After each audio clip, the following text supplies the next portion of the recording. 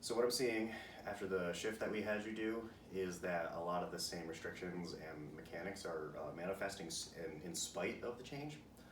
And so one thing that the shift really helped us notice and really illuminate, I guess, is you are doing the classic loss of rib to pelvis relationship.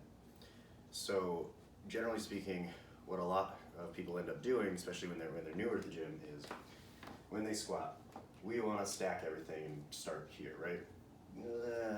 We don't actually want to start there. If you actually watch like high-level lifters and bodybuilders from the side, you'll notice that unless they have the shortest femurs on the planet or they have the biggest heels on the planet, they're actually going to be somewhere like this, all the way down to here.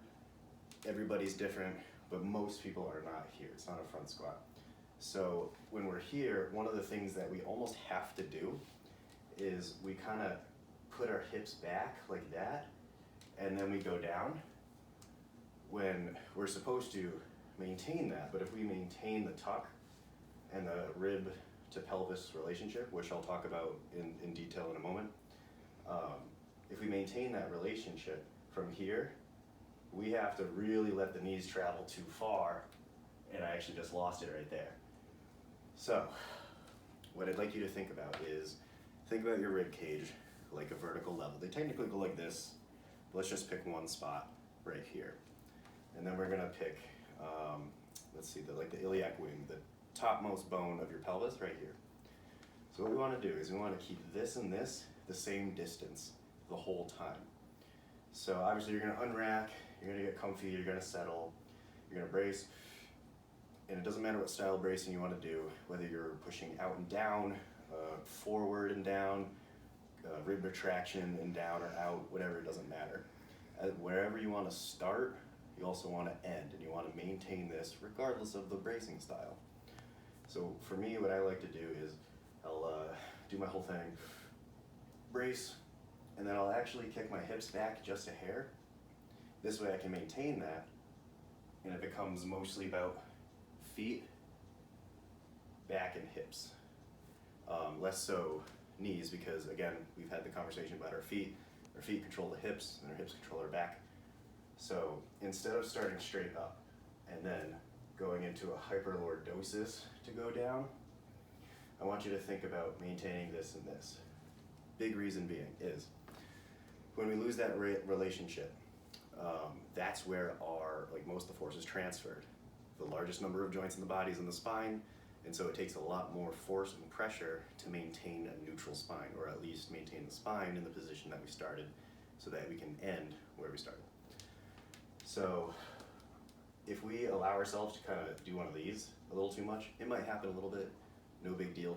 But if it's a lot, then we lose the tension built in here.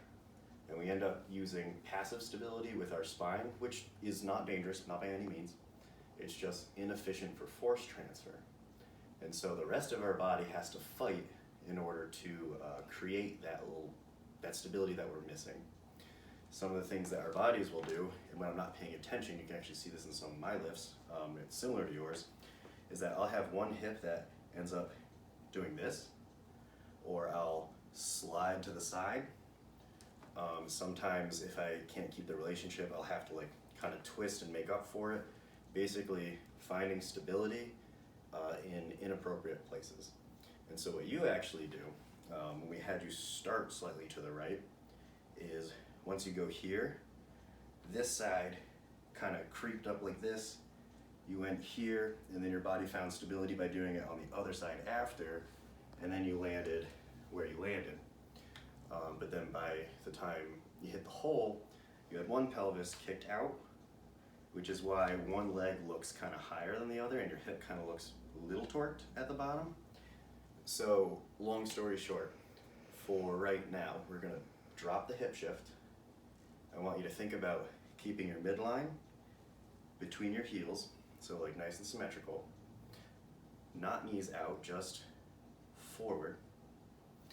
And I want you to consider playing around with, once you're here, you're braced, here, and then go.